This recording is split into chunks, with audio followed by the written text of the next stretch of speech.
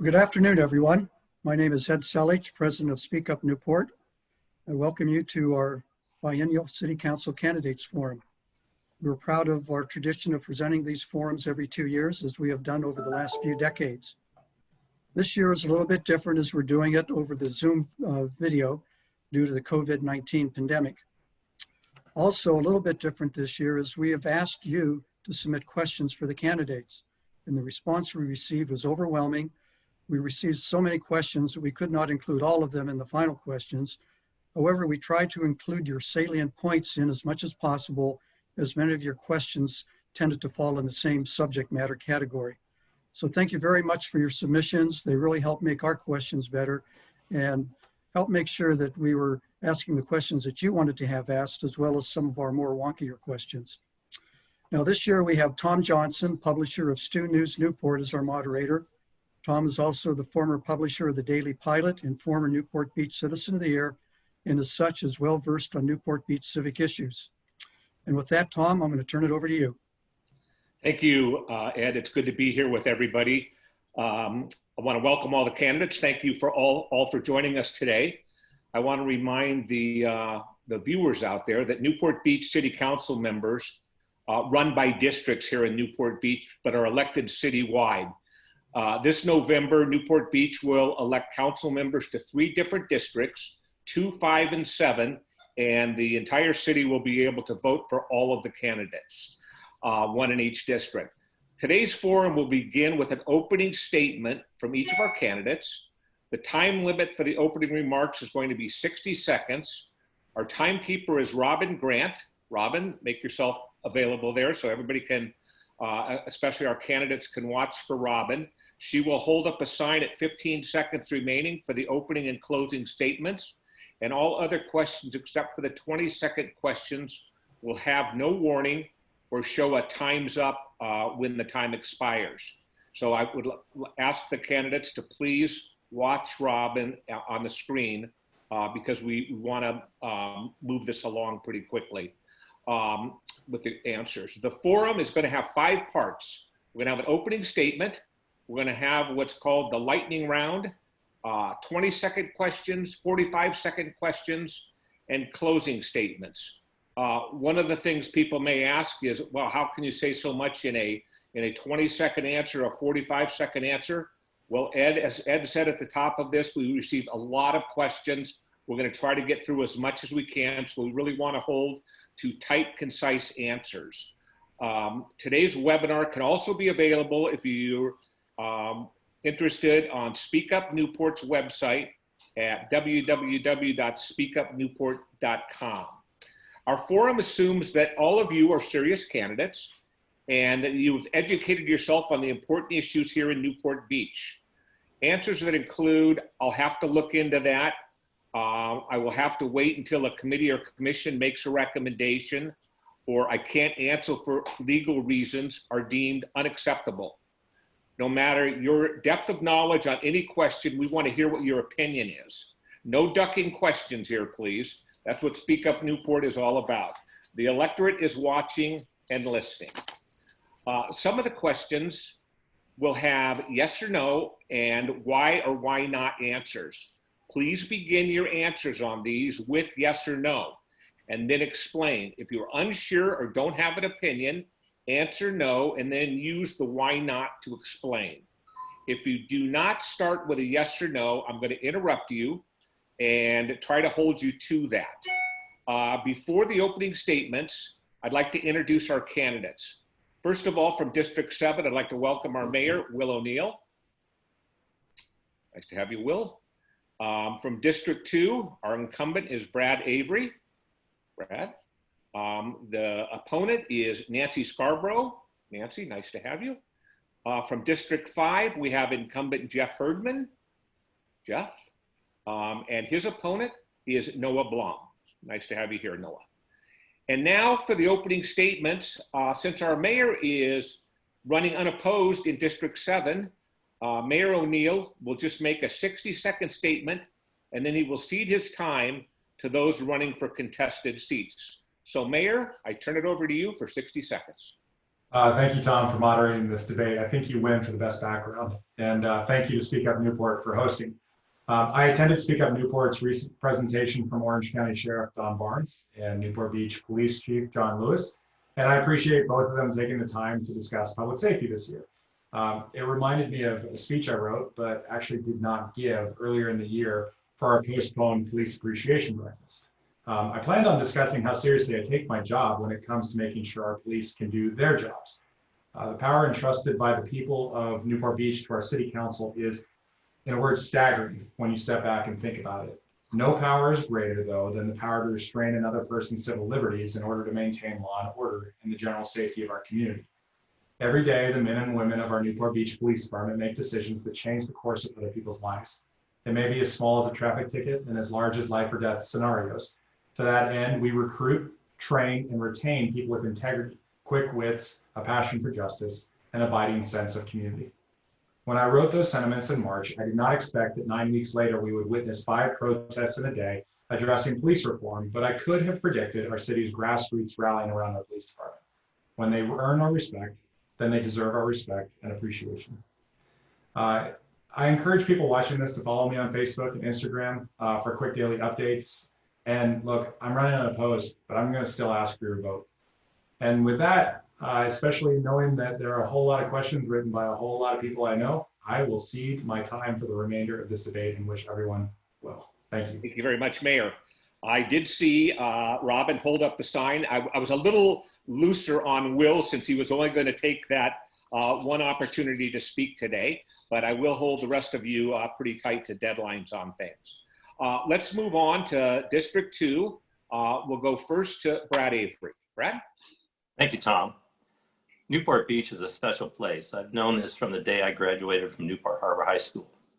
Serving on the Harbor Commission introduced me to the unique needs of Newport Harbor and taught me how the city worked. My community service also helped prepare me for council. I'm grateful for serving 3 years before the pandemic hit. Now I am asking for another term to help lead our city to recovery. Like everyone, I look forward to reaching a new normal, but I also keep my expectations in check. 2020 has been a difficult year for all of us. It has been rewarding to work with my fellow council members in making decisions to help our city weather the storm. Our success would not be possible without the input from so many of our residences and businesses. During this time, we have also seen the extraordinary work of our police, fire personnel, and lifeguards. They have protected us during one of the most stressful periods in our city's history. Your city is running well. We will return to normal together. Thank you for your vote. Thank you, Brad. Nancy Scarborough. Thank you, Tom. I'm new to politics and I don't have any aspirations for higher office. In fact, until 2 months ago, I had no plan to run for city council. I was an activist who participated in many city meetings, trying to help Newport Beach be a better place to live, work, and visit. I'm running because I'm frustrated with the lack of meaningful communication between the residents and the city council majority. Our general plan update is being written by staff and consultants while we're focused on COVID. Our local businesses are suffering, and the future of our city is being planned while our attention is elsewhere. Over the next 4 years, we have some very important decisions, issues to address: economic recovery, the general plan update, and dealing with the state mandated housing requirements, which are ominous. We need a council person focused on the challenges in front of us. I'm here for the long haul. I will be informed, involved, and independent. My votes will be based on what's best for Newport residents and businesses, not outside influences. You can see more at my website, nancyfornewport.com. Thank you, Nancy. Let's move over to District 5. Jeff Herdman. Hi, Tom. Thank you. I want to thank Speak Up Newport, too, for providing the opportunity today for all of us to interact with the community and for them to get to know us a little better. I am Jeff Herdman, and I love the city of Newport Beach. I've been here just 8 years shy of my entire life.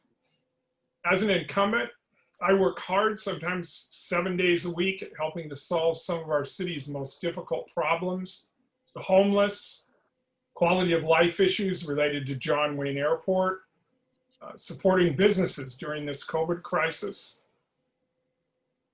state required housing issue, and maintaining services that you've all come to expect aside the economic effect that this pandemic is having on our city. All very challenging. Now's not the time for change in our city council. Stability and experience is what is needed. Council members who understand and know exactly what is going on in terms of the complexity of all issues facing our city. I tell you, serving on the Newport Beach City Council over the past 4 years. Jeff, we're going to have to stop there. Thank you. Let's move over to Noah Blom. Good afternoon, Newport. My name is Noah Blom. I am running for City Council, as many of you will know. Why am I running for City Council has been the question most people have asked me, because I am a small business owner and I will be the only small business owner on the council. In this time, we're looking for forward thinking and entrepreneurship to get us out of the crisis. We're not dealing with the crisis, we're dealing with recovery. We need entrepreneurial spirit, we need a business acumen, we need the ideas that the public loves to tell us, and they don't tell us at City Hall, they tell us in person, while sitting down and expressing their feelings. And I'm always there for the city. Politics has never been my thing, and it's not going to continue to be my thing beyond Newport Beach. My love for Newport Beach is immense and grand, but my love for business and the success that it brings to our city is 1,000 times more important to me. So I will be here to represent every small business that exists, and I'll bring new ideas and new love to this city. Thank you all very much. We're going to move on to part 2 of our panel today, and that is called the lightning round. This is going to be quick. It's going to be it's going to be short answers. We're going to ask you to, we're going to ask a series of questions. You're going to rate on a scale of 1 to 10 on how good a job our current city council is doing on issues. So I will call on each one of you and I will rotate the order of which I call on. First question is, how good a job is the current city council doing in managing the COVID-19 crisis? Nancy, I'm going to start with you. 1 to 10, 10 being good. 8, okay. Brad? I didn't realize we were writing these down, but okay. Is that what we're doing? No, say it, just say it out. 9. 9, okay. Noah? I'm at an 8. Okay, an 8. Jeff? A 10, okay. Question number 2. How good a job has the current city council done in managing the budget in light of a $33 million shortfall? Brad, we're going to start with you. That's easy, that's a 10. Okay, Nancy? 9. Okay, Jeff? A 10 for sure. Okay, Noah? I'll also give it a wholehearted 10 on that. Okay. Question 3. How good a job is the current city council doing in managing traffic flow throughout our city? Noah, we're going to start with you. So depends on each village that you're talking about, but let's give it an overall 7. We've had some scary instances this year. Jeff? Give it an overall 8. Okay. Nancy? Overall 6. Okay. And Brad? I'm with Jeff on that, 8. Okay. Final question in this segment. How good a job is the current city council doing in managing the John Wayne Airport situation? Jeff, I'm going to start with you. A 10. A 10. Okay. Noah? 5. 5. Okay. Brad? 10. Okay. Nancy? 2. 2. Okay. Some differences there. Okay. We're going to move on to the next part. This is the area where the following questions are going to require a yes or no answer. Please use your yes or no paddle that you should have in front of you and show the audience your answer.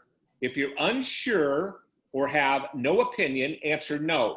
Now, what I'm going to do is I'm going to ask the question and I'm going to let everybody take about 2 to 3 seconds to get going, and then I'll say, show your paddles. So everybody shows their paddles at the same time. First question, considering the city's current budget situation, Should city funds be used to subsidize the proposed library lecture hall once the crisis passes? Take a couple of seconds, show your paddles. Okay, everybody's in agreement. Question number 2. Should the flower streets in Corona del Mar be one way? Show your paddles. Okay. 2 yeses, 2 nos. Question 3. Should electric bikes be banned from the oceanfront boardwalk? Everybody's in agreement. Okay. Question number 4. Do you support a cap on the number of short-term lodging units in the city? Okay, 3 yeses, 1 no. Number 5. Given the city is required to provide 4,832 dwelling units in the housing element, would you now be in favor of the Museum House residential project in Newport Center?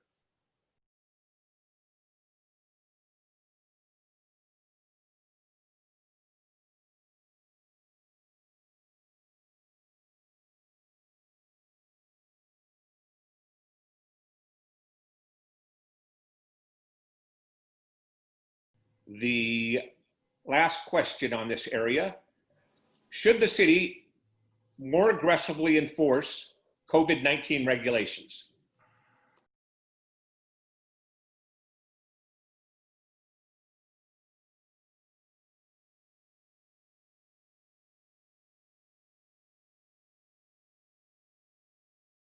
Okay, we're going to move on to part 3.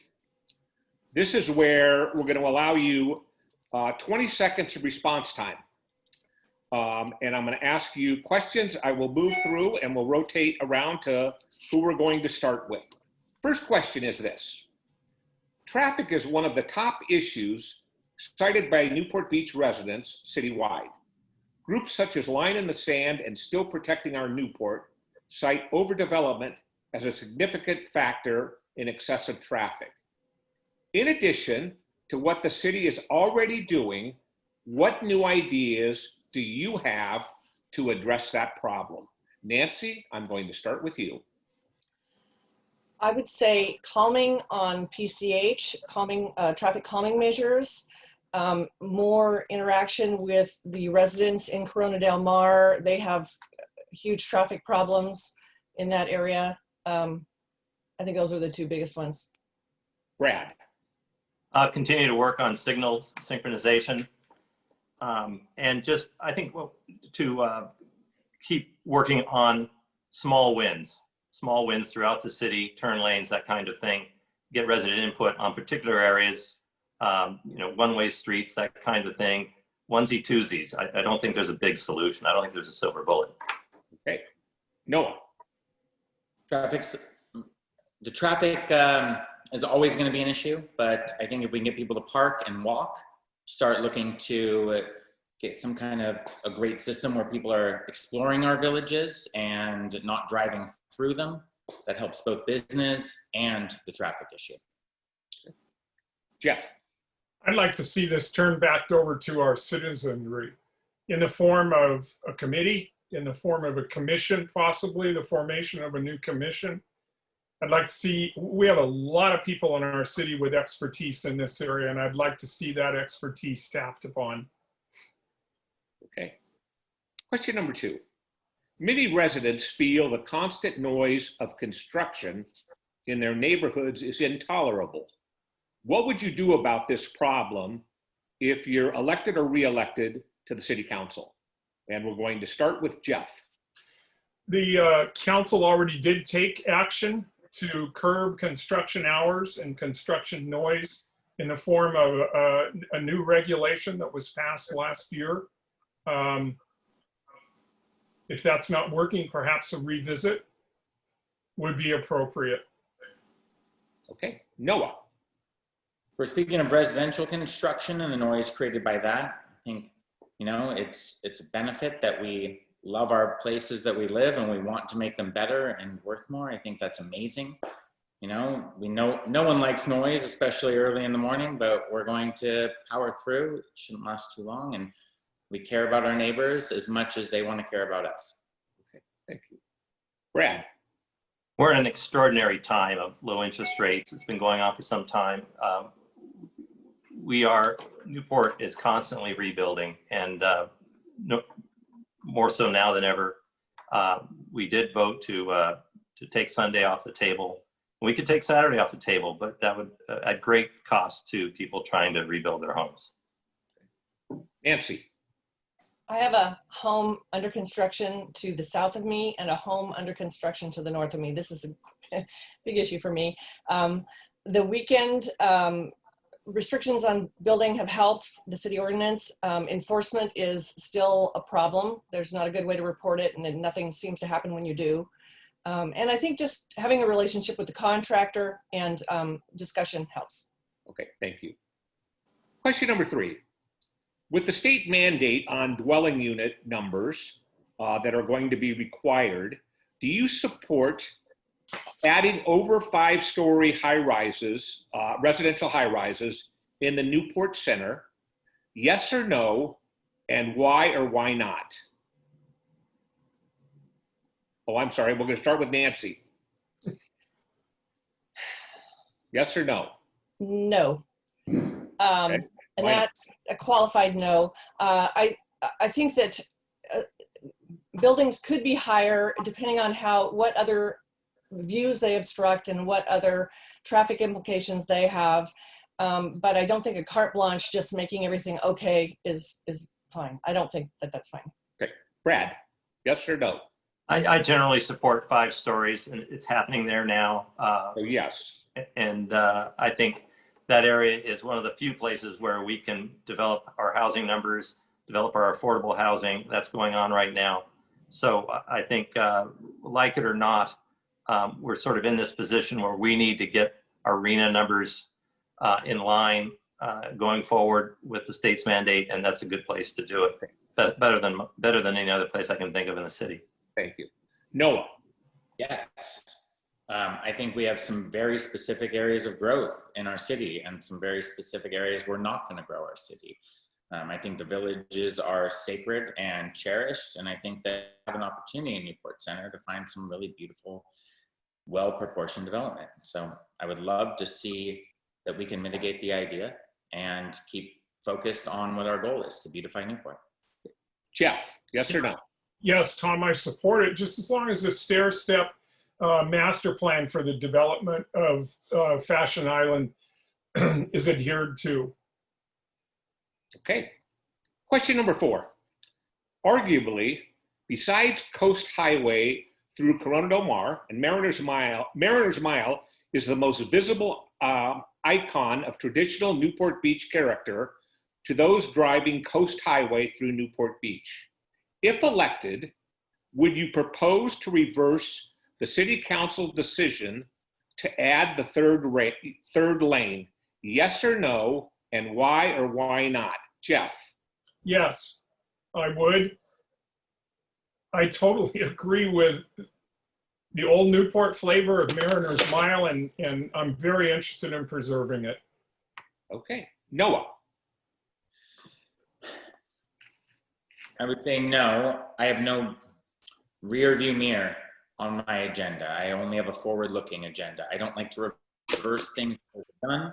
We can definitely look to remove some regulations and make things a little bit more streamlined, but you know, and I hate traffic. I love the homes, but it is something that I don't want to look towards the past. I want to look towards the future. Thank you. Brad? I would not support in any manner 3 lanes, adding additional lane anywhere along Pacific Coast Highway going through our villages. And I advocate more bridges, which we're doing. And I hope we can encourage business to do bridges in certain areas and get people over the top of traffic and reduce signals. Nancy?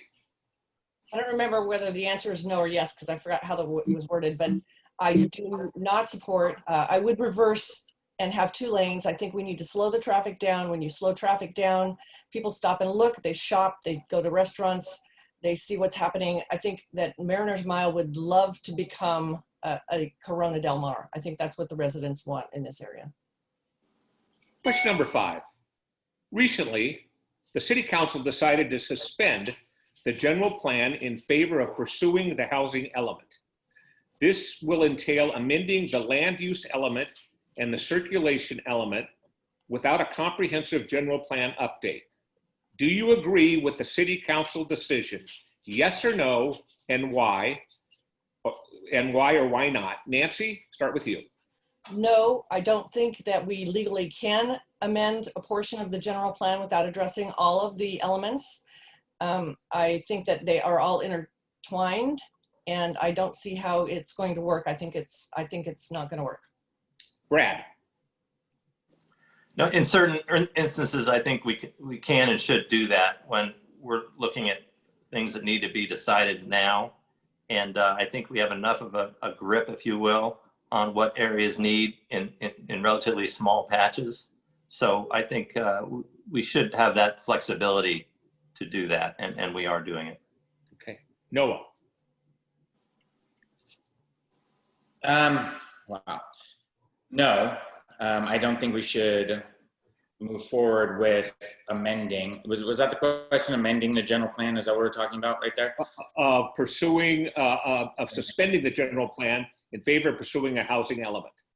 I think we've had a 3-point plan here of fighting Sacramento, working to do what we can, and proving that we can't do what they're asking of us. So amending the general plan, I'd like to have the citizens involved in that question. Okay. Jeff.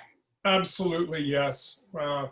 We have a very specific need to address our arena numbers. We have a very specific approach that's been defined by the council, a 3-pronged approach. And I think it's most appropriate that we address this now and not wait for a general plan update. Okay. Question number 6.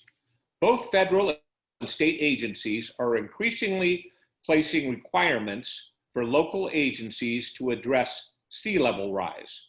Since so much of Newport Beach is susceptible to sea level rise, do you think the city should aggressively pursue an adaptive plan for sea level rise? Yes or no, and why or why not? Jeff, we're starting with you. Absolutely, we should. Interesting question, since I met with Representative Ruda just this week on the beach over at Newport, on the peninsula, to talk about this topic. Absolutely, we should come up with not necessarily an aggressive plan, but a creative, conservatively moving forward plan on this topic. Okay, Noah. Yes, of course, all issues need to be addressed. Aggressive plan, Jeff and I don't always agree on everything, but in this case, aggressive usually means costly, and I'm not a fan of costly. I'm a fan of creativity, and I'm sure we can find some reasonable, fiscally responsible creativity here. Okay, Brad. We've already been seeing a gradual response to sea level rise with the modification of the seawalls in Balboa Island and the change in heights, allowing basically a understory along the beach from 30th Street out, going toward further reaches of West Newport. So we're doing it already. It's measured, and we're monitoring. And this really needs to come from people to do this. Okay. An aggressive plan would really be disruptive. Thank you. Nancy. Yes, I do agree. We need a plan. I think the word aggressive is maybe overstated, but this is not going to change.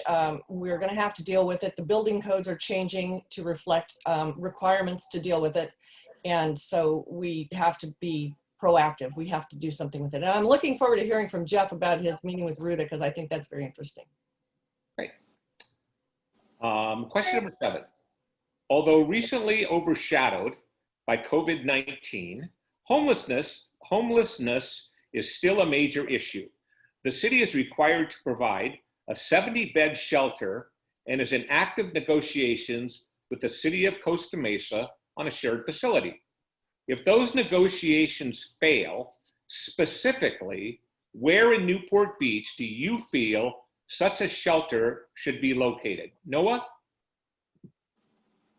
We only have a couple of areas that this is even a possibility. I think the airport and the airport area is one of our only possibilities for such thing. We have very few residents, if any, in that area. Really, I think there has to be an alternative route to fight the state and really push forth so that we can keep our city clean, beautiful, and amazing. Thank you. Jeff? I look at things as if the glass is half full rather than half empty. Our negotiations with the city of Costa Mesa are not going to fail. I really can't talk about this issue that much because it's still in closed session, but we have a definite plan in place and it's going to work. Nancy? I think that if we were to fail at those negotiations, which I have faith that we won't, I believe that whatever we do, we need to have it on the border of another city or in an industrial area. The airport might work, but it needs to be away from residences. Unfortunately, because of the RENA situation, people are looking at some of those areas for housing. So it's a problem we're going to have to discuss. Thank you. Citizen involvement. Brad? Yeah, I see both Costa Mesa and Newport Beach equally motivated for different reasons to work together. So I see this happening. And of course, it should happen because it's much better to have sort of a regional center than individual cities going forward. It saves costs and avoids sort of an unnecessary duplication. Our numbers have dropped dramatically. We're down to about 20 from the past count last winter at 61. Thank you. So I just want to revisit this question. I just want a one or two word answer, because what we ask there is, yes, we're hoping perhaps that we will find agreement with the city of Costa Mesa, but the question was, if we don't, where would you put it? And Noah answered the question. I would like a specific area from each one of you. If it does fail, where would you put the homelessness shelter? Jeff? Probably have to look in Just tell me one area. mixed use area of our city. Okay. Nancy? Industrial area or by the airport. Brad? I agree with Nancy. Okay, thank you. Question number 8. Traditionally, the city council takes a hands-off approach to the school district projects. However, a recent controversy regarding tree removal at Ensign Middle School, much to the dismay of some area residents, took place. Do you think the city council should have taken a more aggressive position on the issue? Yes or no, and why or why not? Brad? No, because the school district has the right to do that like any private property owner. So that land is owned by the state, essentially, school district, and they can do what they want. And unfortunately, I believe the school board really didn't listen to the residents. They're not used to listening to the residents, I believe, in a forum like the council does, where we really get a sense of what the demand is. But that was a total cluster. Okay, thank you. Nancy? It was a mess. And I think the city should have done more.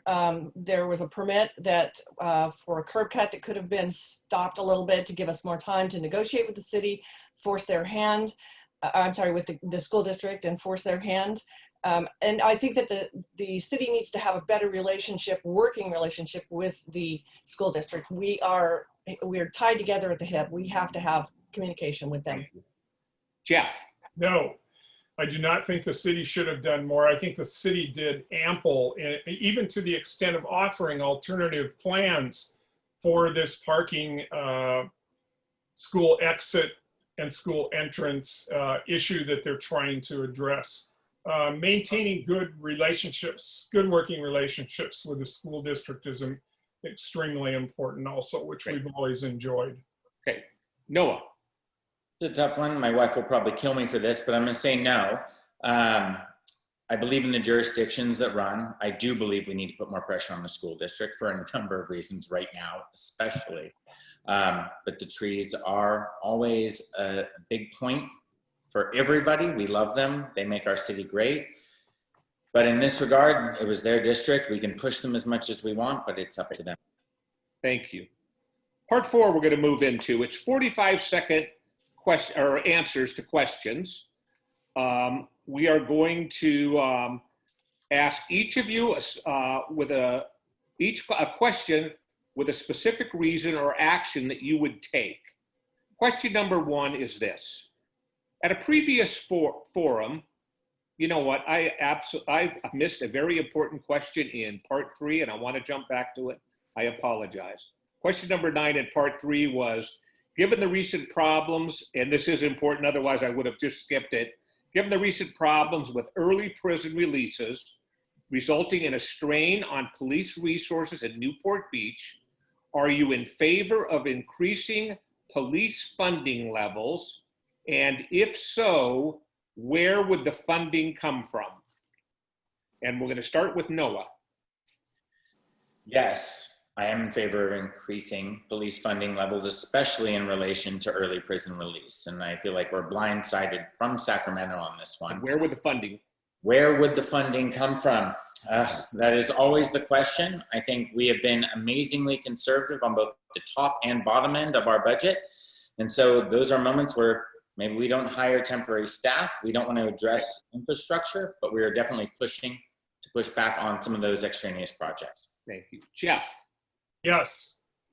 Ask the question again, Tom. I want to. Okay, where would you said yes for additional funding. Yes. Where would the funding come from? We just have to do a thorough examination of our expenditures.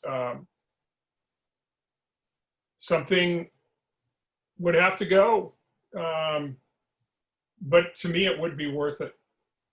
Okay, Nancy. Yes, if the chief asks for it and from the general fund. Okay, Brad. Yeah, Nancy's correct on that. You know, we don't really act until the chief asks for it. And so if he did, we would find the money. That would probably come from sort of the same system that we use to reduce the budget for the COVID, which is a 6-tiered system, starting with infrastructure, core infrastructure funds, and working our way down to, you know, more critical functions that would impact services. Thank you.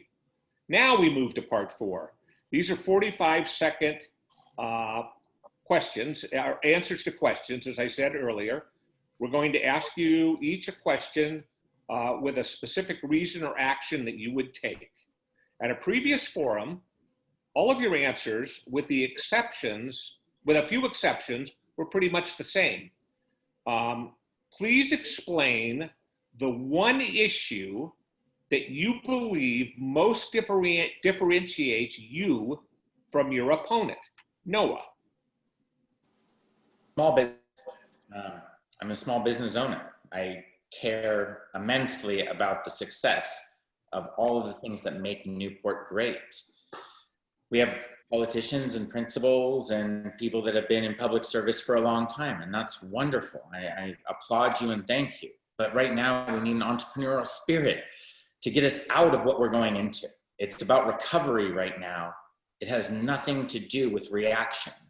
You know, that's where we're looking. We need the idea that we're going to rebuild the small businesses that have suffered the most during this. Okay. Jeff, how do you differentiate from Noah? Well, based on Noah's response to the question about John Wayne Airport and the work that's being done there, I would say that that is probably the area that differentiates us the most. My 4 years of chairing the aviation committee in this city, the repurposing of it, the reorganizing of it, it has new meaning, it has new purpose, and the progress we're making can be seen in our current work with the FAA, with the pilots, with the chief pilots, with the airlines, and with the board of supervisors. We are making a difference. I'd say that differentiates us the most. Thank you. Nancy, what differentiates you from Brad? 35-year career as a small business owner, feet on the ground, lots of struggles, ability to deal with those on a moment-by-moment basis. And I've been involved in a diverse range of city issues, committees, commissions. This morning I was on a coastal commission call. Yesterday we had the city council and study session, housing, airport, today airport. Lots and lots of things across the board. I believe that I have a broader base of knowledge in all aspects of the city. Thank you. Thank you. Brad, what differentiates you from Nancy? Well, I think in general, we're pretty close in a lot of subjects. But I would say overall, I'm I'm certainly not a no growth person. And I believe growth is vital to a vibrant city. We're an aspirational city. And there's a reason why you see all this construction going on. And it's because people believe in Newport Beach and they come here and they're successful, and it just begets more success. And that doesn't mean rampant growth. We're still building within all the codes and all the rules, but we're just regenerating all the time. And it does create issues. It does create traffic issues, and we have to mitigate those, but it's not going to stop. It's just the way it is. I don't see Newport going back. We're not Laguna Beach. It's very different. And people get to choose where they're going to live. Question number 2. Do you believe the current city council is being transparent with the city's residences? Yes or no, and why or why not? Let's start with Brad. Yes, I think we're transparent. I mean, we sit up there and we listen and we report out. My cell phone is out there for people to call. I just think this council, and I just say this with all certainty, we are working together, and we're very different, and we don't agree, and I think people can see that on things, but we do come together on a lot of things. And I think we're very transparent, given kind of the constraints we have, certainly closed session items, and Mr. Mosher keeps commenting on that, and he's not entirely wrong, but I think we're trying to negotiate the best for our citizens, and it does require confidentiality. Great. Nancy. I think they try in some cases, so I guess it's well, okay, so no, I don't think they're very transparent in all cases. If you watch council meetings, there have been a number of times when decisions have been really made before the council meeting occurs, and you get up and have 3 minutes of discussion or 3 minutes of a presentation, and it doesn't matter. There's no discussion. The decision is made. So watch a council meeting. Sometimes it's disheartening. Okay. Jeff. Of course I'm going to say yes. I work very hard at being transparent as a council member. I communicate weekly with my constituency in the form of a blog and a newsletter. Communication is absolutely the key to the game here. So personally, I exercise a tremendous amount of transparency as a council member. Okay. Noah. As the council as a whole, that's a difficult question. As individual council members, I think that's what I'm hearing on the street. The reason I'm running against Jeff is because that has been the fracture on Balboa Island. 2 associations, 2 merchant associations, all of them have complained about transparency. My goal is 100% transparency. You know, everyone knows how to reach me. They call me daily. I see people every day at the restaurants. They voice their concerns. The goal is that we are in this together as a city. The city needs to know what's going on, especially in the districts they care the most about. The villages are their concern. So we need to be especially transparent in each of the villages. Okay, thank you. Question number 3. Newport Beach has a council manager form of government. Almost 2 years ago, the city council revised council policy A1, allowing the mayor to place items on the council agenda at the mayor's discretion. This is a departure from past procedures where the city manager placed items on the agenda and the city council as a whole could vote on what items to place on the agenda. It now allows the mayor to place actions on the agenda at the mayor's discretion without concurrence from the city council. Do you believe that this has given the mayor too much power? Yes or no, and why or why not? Noah. No, giving an elected official that was elected by the population the power to put agendas or items on is much better than giving city staff the opportunity to put things on. The people talk to the mayor. They communicate with him. They want him to put things on the agenda so the city council can vote. They don't get to elect the city manager. They don't get to decide if the city manager is making wonderful decisions for the city. But the voice is in the vote. Let's make sure that voice stays in the vote and doesn't go with city staff solely. Okay. Jeff. No. This happened the first year I was on council. The council has a responsibility annually to take a look at council policies and to make revisions as appropriate.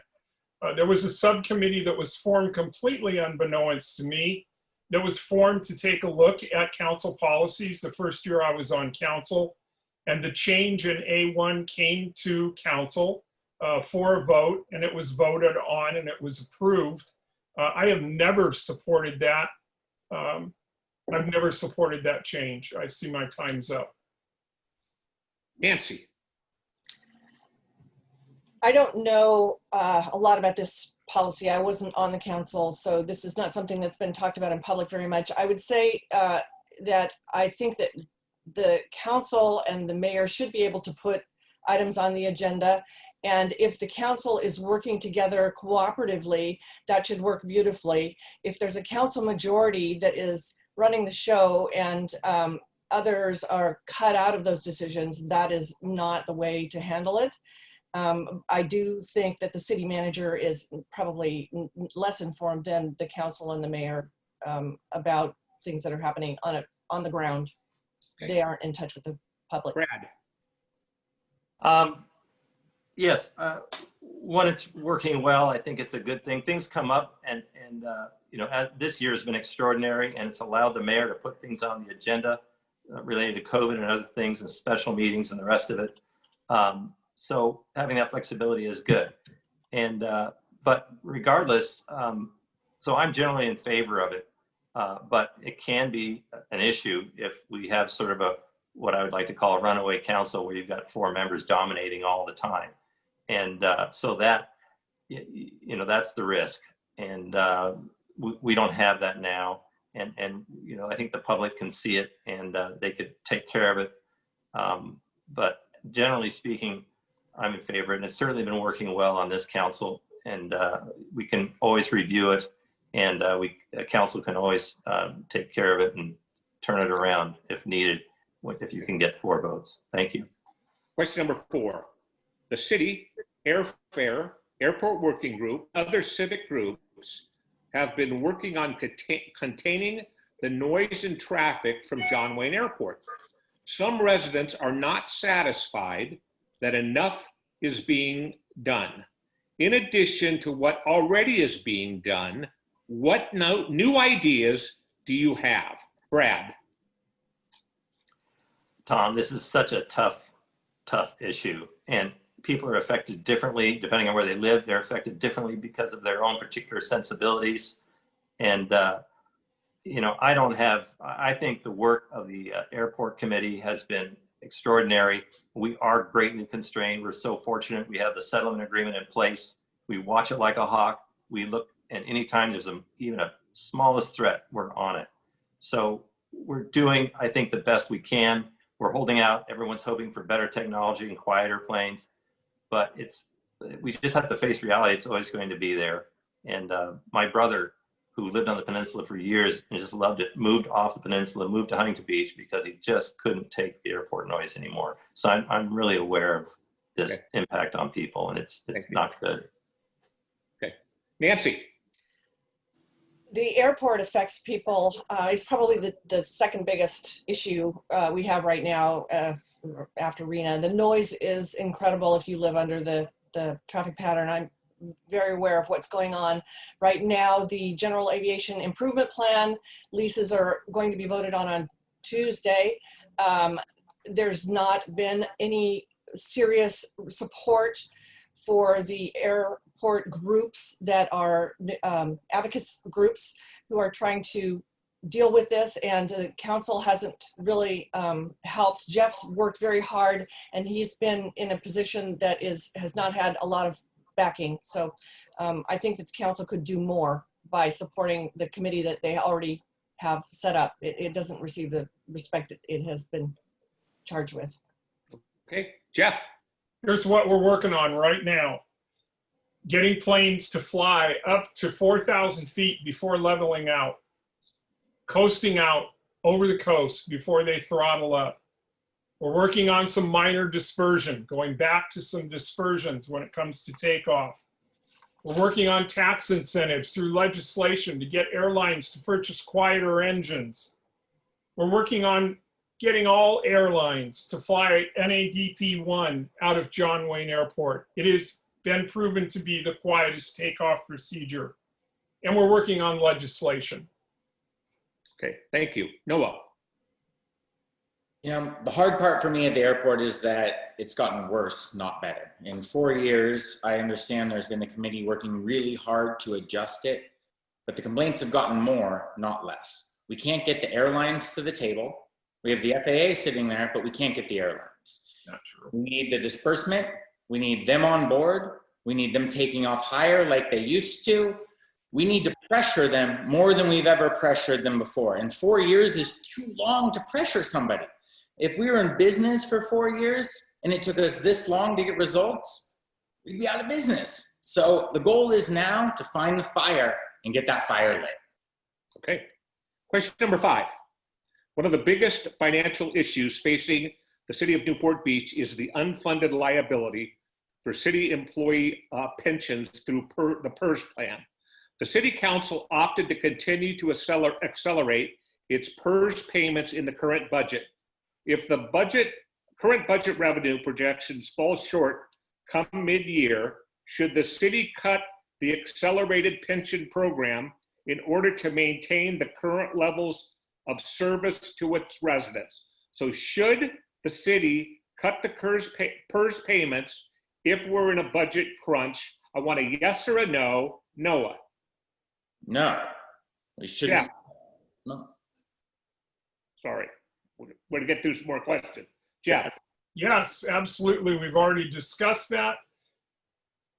And that is definitely going to be one of the first areas Brad. to look at. You just want a yes or no, Tom? Yes or no on that? Yes. Okay, Brad. Yes. Nancy. Yes. Okay. This is a district-specific question for each of you. What is the most important issue in your district, and how would you address that? Let's go to District 2 first, and let's start with Brad. Well, that is traffic through neighborhoods. It's Pacific Coast Highway traffic. It's the development of Mariners Mile. So those are the most important issues. And just basic safety on streets, the whole sidewalk issue, street lights, that's another one. But the traffic is the big one, of course. And it needs continual work. Nancy. The development on Mariners Mile is going to cause additional traffic impacts and service impacts that have to be dealt with immediately. That's we know that's coming. RENA is going to affect us right now. The Housing Committee is looking at places to put high density, low income housing, and they've got their eyeballs peeled for a lot of areas in West Newport, which are now industrial.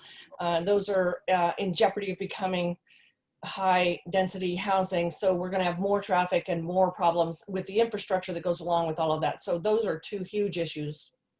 Okay. Jeff, District what's facing 5, you in District 5? pardon? I said, what's facing you in District 5? District 5 starts at the water in the harbor, and it goes straight up the city. And it just happens to mirror the takeoff pattern from John Wayne Airport. I would say that quality of life issues as they relate to John Wayne Airport and the takeoff procedures is probably the biggest issue affecting the people in District 5. Noah. District 5, as I have learned, is Balboa Island. They love the island. I love the island. The fracturing of that island has been severe. I mean, as I stated before, 2 improvement districts, 2 merchants associations, anger at all holds. They need leadership there. It's been an island without leadership. No one can meld them together and no one can bring them together. Without strength at the top, you don't have strength throughout. So my focus, my goal is to bring Balboa Island back together, to hear what the residents have to say, and let's get things done there. Okay. Question number 7. The City Council has objected to the 4,832 required housing units as excessive and has appealed that number. However, even if the housing units are reduced for Newport Beach, it will still be a significant amount that comes to town. Where would you place those housing units? And we're going to start with Noah. So I think the important thing to talk about on this is that they're looking for low income housing and a huge amount of those. That is the troubling factor we have in Newport, which is why we're so amped on appealing this. Where would we put those? Well, we have very few districts that are able to even hold those. Our villages can't. They're small, they're residential, they have beautiful main streets, leave them alone. Really, we have the airport and Newport Center. Beyond those 2, Newport Center, because of property rights, we have very little to do there. The airport could use some redevelopment. So if we have to find something, let's find something out there where we at least can build a new community with some kind of great master plan. But other than that, leave my villages alone. Okay. Jeff. You know, I was with the people 4 years ago in their opposition to and defeat of the museum house, and I'm with them today on opposition to these almost impossible numbers that we have to plan for. Just this week, and the number's been thrown around, Tom, you just mentioned it, 4,834 units. Half of those have to be for low-income housing. Our approach so far has been to oppose, to work on legislation, and then finally to find a way to comply. But you know, the bottom line here is that not everyone gets to live in Newport Beach. Where would you put them? Any place? If you're required, where do you put them? That'll depend upon the work of the Regional Housing Committee. Okay. Nancy. This is an impossible number. The 4,800, 2,400 have to be low income, and in order to have that happen, a developer needs to have a project that has 5%, 10%, maybe 20% low income. That means that we're not talking about 2,400 or 4,800, we're talking about 10,000 or 15,000 new units. It's not possible. We don't have schools, we don't have water, we live in a desert, we don't have sewers. There's just no way this can work. We have got to push back. There are residents who have come up with some pretty innovative plans, and maybe those will be listened to at some point, but we're going to have to find another solution to this. It's just not possible. Brad. Yeah, Nancy speaks to that pretty well. It's just going to take everything we've got. So West Newport, I see West Newport as radically changing going forward if we're pressed on this, and obviously the airport area, and obviously Newport Center area. And, there's some other places that are sort of quote unquote sacred that we might be able to do something with. And then of course we've got in communities the ADU movement, if you will. Those are happening, not nearly any kind of numbers that really move the needle, but they are affordable housing, generally smaller. And we're going to see neighborhoods change a little bit. We're going to have duplexes and triplexes. They won't look like a duplex or a triplex, but they'll basically be working like that. And that'll happen because The land is so expensive, people can't afford to move to Newport unless they can Thanks. rent out and get income from other units. Okay, thank you. We're going to move to part 5, which, believe it or not, we're about to the top of the hour. We're going to go to closing statements. You're each going to have 30 seconds to summarize why the electorate should vote for you come November for City Council. Brad Avery, we're going to start with you. Thank you, Tom. The City Council exists to meet the needs and demands of residents, businesses, and visitors. I enjoy contributing to this engaging process. I strive to listen, learn, and make the right moves that reflect good policy and the will of the majority. I'm committed to protecting property values and property rights. We must continue to support small businesses. We must be vigilant against airport noise and pollution, maintain clean waterways, reduce traffic congestion, and modernize Newport Harbor. I will continue to oppose and minimize the impacts of the state's misguided housing policies, which threaten our quality of life with major density increases. I look forward to serving 4 more years on City Council, and I ask you for your vote. Thank you. Okay, thank you. Nancy.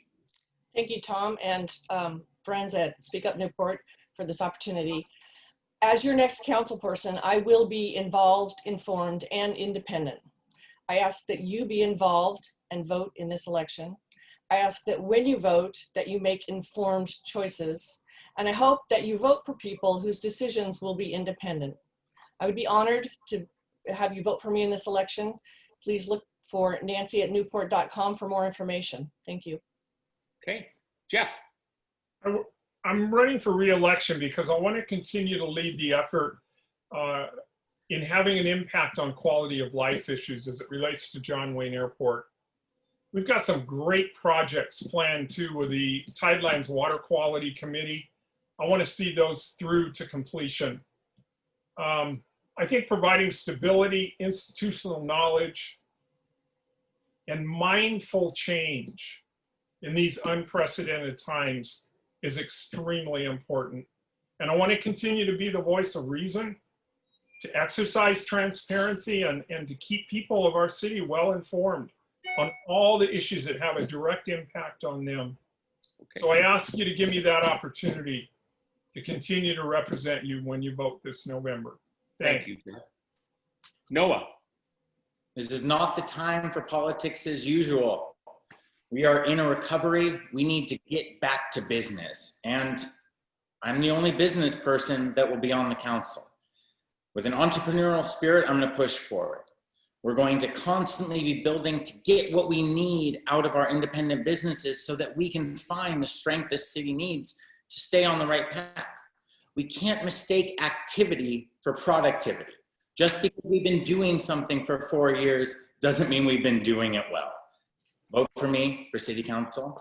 I would greatly appreciate it. I want to thank all 4 of you for taking the time today to meet your electorate. I want to thank Speak Up Newport for giving me the opportunity to moderate this program.